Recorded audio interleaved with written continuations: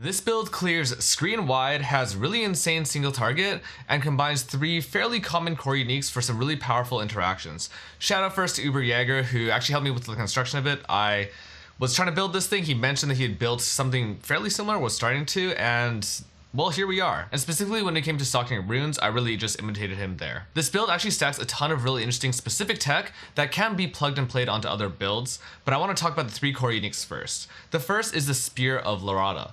Now, it looks like a really terrible weapon, but it actually allows you to bypass the #1 worst thing about poison. Now you're able to stack infinite poisons with this weapon.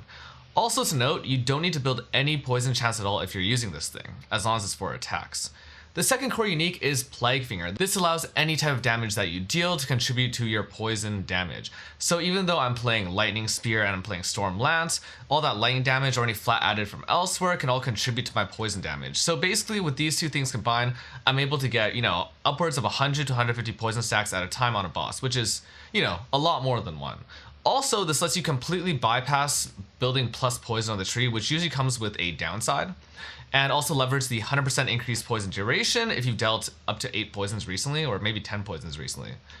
The third core unique is Lycoside. Now, I think this will be probably the best in slot unique for almost every Amazon. It just doubles your accuracy, straight up.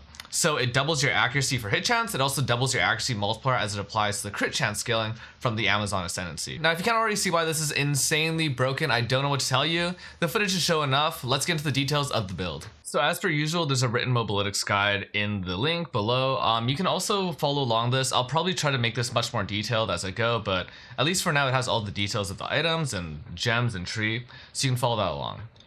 As far as the build itself, I actually want to start with gear this time. And I want to talk about Splinter of Larada first. So it has all it has, and I've chosen to stock it accuracy rating runes. And this is what I stole from Uber Jaeger straight up. And the reason is because of Penetrate. So this doesn't have any accuracy rolled as a explicit affix, but that implicit actually is modified by this. So early on when you don't have a lot of flat added damage elsewhere, this is giving you, please don't hate me, 220 times 25, 55 flat added fizz damage, which is like really good, but it gets outpaced by a lot of different things later. The other two uniques, Plague Finger, again, this is just what it is, and Lycoside, I've already mentioned how these things work. As far as rares go, the most important slot is actually a ring slot. So whereas you can get flat fizz from here, you can also get it from your ring, or flat elemental damage is actually what I prefer, because all of that is all going to contribute to your poison because of Plague Finger, right? Your goal is to probably get triple prefix flat added. I settle for double prefix life. Things like accuracy rating might be okay, and then suffixes are just attributes and res ideally. This ring ended up being pretty sick. Actually, I do want to mention this thing in particular. I just bought a 4-prop ring, any 4-prop, but it had T1 fire damage, and then I just used fracturing orbs because they're really common right now, fairly cheap, and they're really broken. And one of the only ways to craft is like raw chaos spamming until you can omen a whittling, but I'm not using those. The belt, tri-res belt life, the chest. Like, I guess I'm looking for a pretty high evasion ES hybrid. This also enables Ghost Dance, which is a really powerful recovery layer, especially while mapping, and then you just want a lot of attributes everywhere. My Amulet, there's a lot of things to go for here. You could get plus proj level, stuff like that, but I chose to use the slot mostly for utility. So 30 spirit and life and all attributes. That's what I was looking for the most. All attributes as a slot for Amulet is really hyper efficient. I think it's just incredible to have. And then my helmet and boots just need to be replaced. They suck right now, but move speed, rarity, res, that sort of thing. But these two slots, the rings, really powerful, and I do want to get at least 30 spirit from one of these two. And the reason is because I want to run this aura setup. Peril of the Plague, Wind Dancer, Ghost Dance, and Withering Presence. So I do have Wither also from my wand, Wicked Quill. So I have a weapon swap Orb of Storms, and this is really powerful. My weapon swap Orb of Storms switches to this weapon set. This lets you apply Wither with your spells. And it also lets you apply critical weakness, which is like the old Eye of Winter with your spells. The cool thing about Effigy of Cruelty in particular is that it snapshots. So when I cast it with Orb of Storms like this, that Orb of Storms, this Orb of Storms, has been snapshotted by Effigy of Cruelty. So even when I swap back to my, spear and I'm hitting things, it will actually have this orb, the modifier about applying critical weakness. And I'm also hitting with lightning skills, so Orb of Storm is really great. It's persistent. It can trigger up to like 20 something times. So basically you have, plus 10% base crit and you have Wither from this combination of things. Super powerful. Then I'm running Wind Dancer. I think Wind Dancer is a really great defensive still, and the utility stuff you can put on it's crazy. Ghost Dance is just an insane recovery layer that I've loved, and Herald of Plague synergizes really well with any poison build. It's one of the reasons why I can throw one spear and then walk across like 2 or 3 screens sometimes. And it also plays really well with Bursting Plague, which is right here on Lightning Spear, and that's basically like an extra on-kill explode. As far as the other links go, I got my Orb Storm Sword, which I mentioned over here. It's got Font of Rage, which also gives you rage generation when you stand in it. Super crazy. Chain support, which is, I think, really good for just general application. And then I'm using Inevitable Crit for better crit rate, because I need to do crits to apply critical weakness.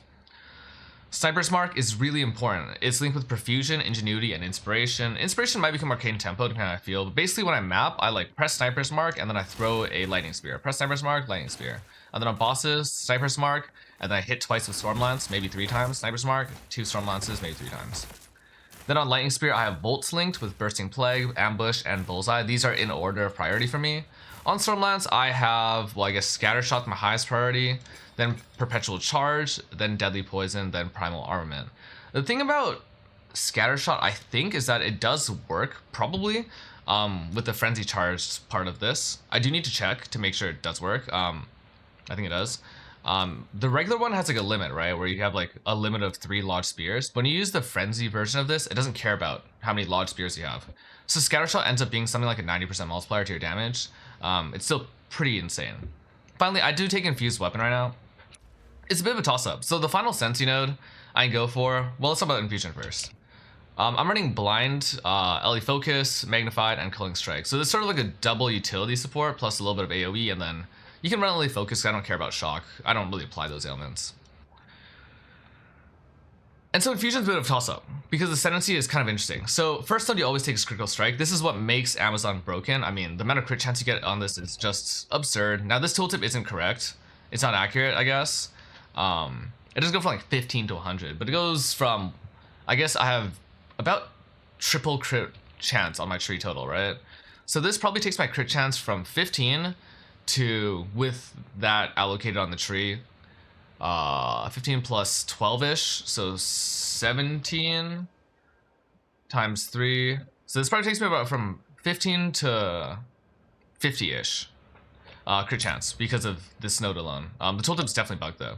And then I also get another 10% base crit, which gets scaled even more. So I'm probably at around like, what, 80% effective crit on bosses when I have my critical weakness up. And yeah. The other Ascendancy nodes, I take Penetrate second. I think this is really good, especially when you're in the early campaign. Just to be able to get the accuracy here is super synergistic with the Ascendancy. It's a lot of flat fizz. It's more than you can get from any flat elemental rune, but flat elemental runes can also be okay. And this will probably get dropped later, honestly, because the other Ascendancy nodes are really good. I took Infusion third. I think this is just good utility, and I took Predatory Instinct fourth. I think this is generally good for damage. Nothing too special in terms of interactions, just generic damage multiplier. The other options I would go for. In for the Kill is okay. So it can actually make a lot of your mapping nicer because you're poisoning. There's like a bunch of rare monsters and more G's content and things will be ticking down. So you do get a 20% move speed buff more often than you'd think, and it can be actually pretty nice on bosses. As Miri is okay. For other builds, I wouldn't on this one. Stalking Panther is okay if I play Original Sin. And I go Queen of the Forest. But right now in my current setup, it's not really an option because the amount of ES I can get from this is like way too high. Or evasion rather. And I can't really get that much off these 3 slots yet. But if you go Queen of the Forest later, it is a pretty good option. I will consider it. And Mystic Harvest is the kind of biggest contender for me. I think this is really crazy. If I was to take this, I would have a ton of Leech, obviously, right? Just be getting like Leech on, I don't know if you can get on gloves, but if you're able to get a source of Fizz Leech. Honestly, I don't even know where it comes from. But there is a Over Leech node that I would love to take with that. Now, I'm also poison based, so maybe that leech rate's too small, but it's just something to consider. Anyways, this is my Sensi for now. As far as the tree goes, the most important areas on the tree, I'd say, like most mandatory, is this here, Lasting Toxins, getting enough crit chance from, this area generally, and this node. It's just so insanely powerful. It's 100% increased poison duration, right? It's basically for free. I think it's probably somewhere in the range of like 60, 70, 80% more DPS for your builds. Because I have infinite poison stacks because of the spear. So then having increased poison duration is OP. It's just like having it in Path of Exile 1. Really, really, really powerful stuff. I think that roughly covers everything. If you have any questions, let me know. I'm going to be pushing this out. In the late game, I'm going to be swapping over to Handle Wisdom in action and doing that kind of scaling. Should be really strong. I think it's one of the best builds right now that I can find. Obviously, there's no bugs or anything about this build, which is the best part. It's just good interactions, great scaling, and a really powerful skill with a 2-button playstyle.